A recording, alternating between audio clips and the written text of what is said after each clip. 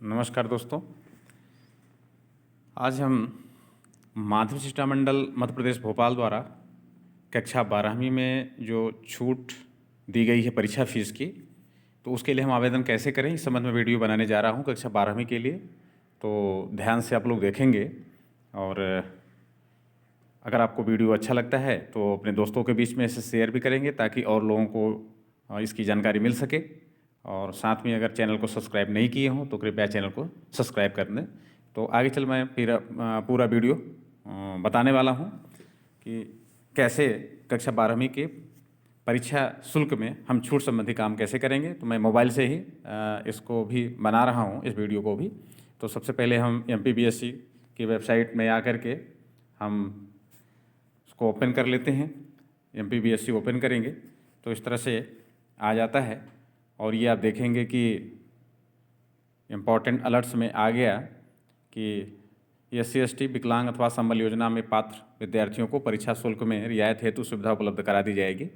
शीघ्र अतिशीघ्र परीक्षा फॉर्म भरें व शेष परीक्षार्थियों का परीक्षा शुल्क भुगतान करें। यहाँ शेष इसलिए बोला था कि जिनको छूट नहीं देनी है उनका पेमेंट आप पहले से कर सकते हैं, तो इसलिए शेष बोला यहाँ पर। तो आगे बढ़ते हैं।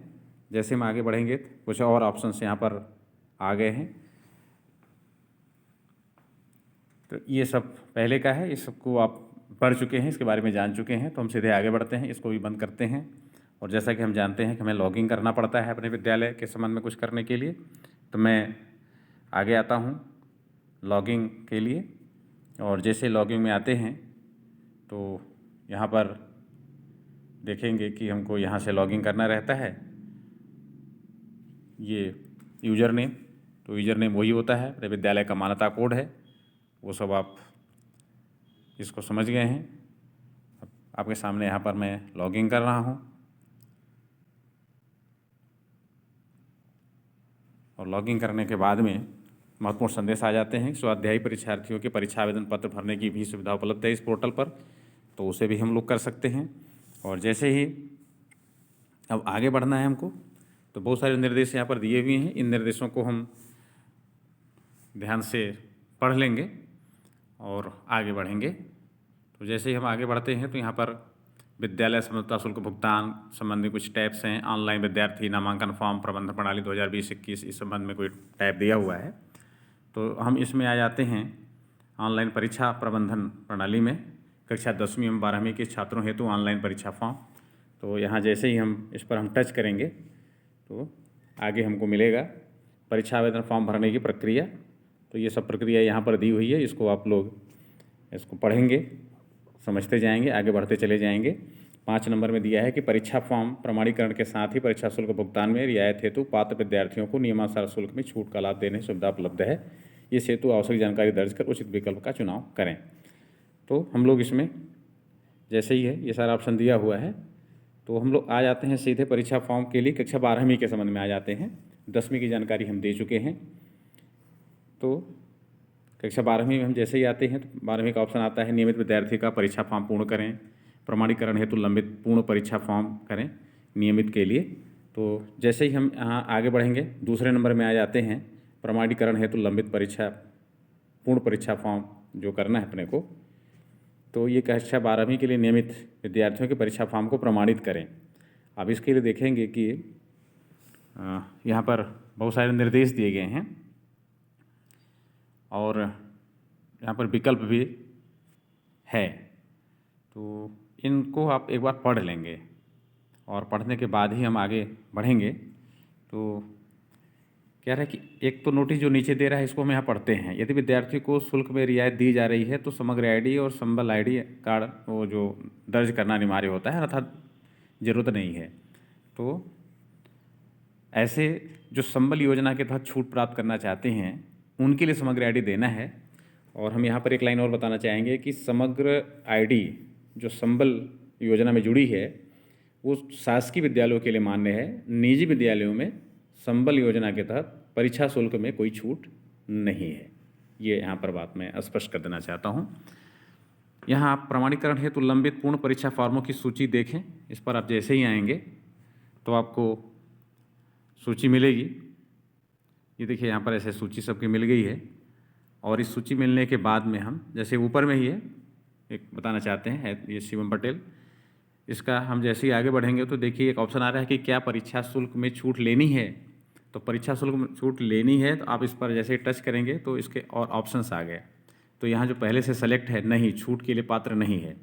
विद्यार्थी 40% से अधिक विकलांग है, वह वैध विकलांगता प्रमाण पत्र है तो उसको छूट मिलेगा।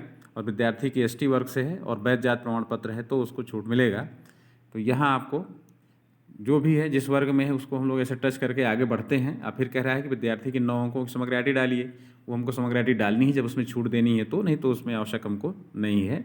और इसको कर लेने के बाद में हमको क्या करना है फाइनली कि ये जो है इसको हम यहाँ टिक लगाएंगे और टिक लगा करके जब हम नीचे आते हैं तो इसको ओके करना रहता है। जैसे कि ये हरे वाले में प्रमाणित करता हूं कि परीक्षा फॉर्म व परीक्षा शुल्क में छूट की उपरोक्त जानकारी सही है, इस पर आप टच कर देंगे तो इस बच्चे का छूट में आवेदन हो जाएगा। और इसके बाद आप परीक्षा शुल्क में जा कर के जहाँ भुगतान करना है वहाँ भुगतान कर सकते हैं। ये इसमें जानकारी दी गई है। तो हमको क्या करना है कि इसके लिए छूट देना नहीं है, इसके लिए छूट नहीं है। ये मैंने वीडियो बनाने के लिए इसको सेलेक्ट कर लिया था तो इसको हम यहाँ हटा देते हैं। देखिए हम कैसे क्या करेंगे कि हट जाएगा। ये जो हमने टिक किया है इसको हम दोबारा ऐसे टच कर देंगे तो ये टिक हो गया और यहाँ पर नहीं, छूट के लिए पात्र नहीं वाले ऑप्शन पर सेलेक्टेड है, वहाँ पर आ गया। तो इस प्रकार हम आवेदन कर पाएंगे छूट के संबंध में। और इसी को और समझना है तो हम इसी 12वीं वाले में आकर के परीक्षा फॉर्म वाले में एक सूची दिखाई दिया था। अब हम प्रमाणित कर दिए हैं बच्चों की लिस्ट, तो हम परीक्षा शुल्क में रियायत हेतु दर्ज आवेदनों की सूची यहाँ पर देख सकेंगे। 2.4 वाला जो बिंदु है, परीक्षा शुल्क में रियायत हेतु दर्ज आवेदनों की सूची वहाँ मिल जाएगी। प्रमाणित परीक्षा फार्म की सूची ये 2.3 को टच करने से मिल जाएगी। तो इस प्रकार से सब अलग अलग रहता है। और दूसरा आप यहीं पर देखेंगे तीसरे नंबर में आते हैं नियमित परीक्षार्थी शुल्क में आप देखेंगे कि परीक्षा शुल्क रियायत हेतु दर्ज आवेदन की सूची मिलेगी। परीक्षा फॉर्म शुल्क भुगतान हेतु छात्रों का चयन करें, परीक्षा फॉर्म शुल्क भुगतान करें, परीक्षा शुल्क भुगतान हेतु लंबित विद्यार्थी, परीक्षा शुल्क भुगतान की जानकारी, परीक्षा शुल्क भुगतान की जानकारी, संबल योजना अंतर्गत रियायत हेतु आवेदन। देखिए हम यहाँ 3.6 को टच करते हैं कि संबल योजना अंतर्गत रियायत हेतु आवेदन, इसको हमने जैसे ही टच किया तो आपको क्या लिखा हुआ यहाँ पर मिलेगा, उसमें हम जैसे आते हैं करेंगे तो एक ऑप्शन दिया रहता है कि ये नंबर डालने के लिए यहाँ पर समग्र आईडी, तो यहाँ हम उसी का डालेंगे जो जिसको छूट देना है, जिसके माता पिता संबल योजना में दर्ज हैं। लेकिन जैसा कि मैंने पहले से बताया था, फिर से वो संदेश यहाँ पर आ गया कि केवल शासकीय विद्यालय में अध्ययनरत विद्यार्थी ही संबल योजना अंतर्गत परीक्षा शुल्क में रियायत हेतु पात्र हैं। तो यहाँ आप समझेंगे कि निजी विद्यालय में लॉगिंग आप किए हैं तो ये मैसेज आपको मिल रहा है और आप इसके लिए आवेदन नहीं कर पाएंगे। तो इस वीडियो को देख करके आप परीक्षा शुल्क में रियायत है तो आवेदन कर सकेंगे। ये वीडियो कक्षा 12वीं के लिए बना हुआ है। आगे की जानकारी के लिए हमारा चैनल देखते रहें। धन्यवाद।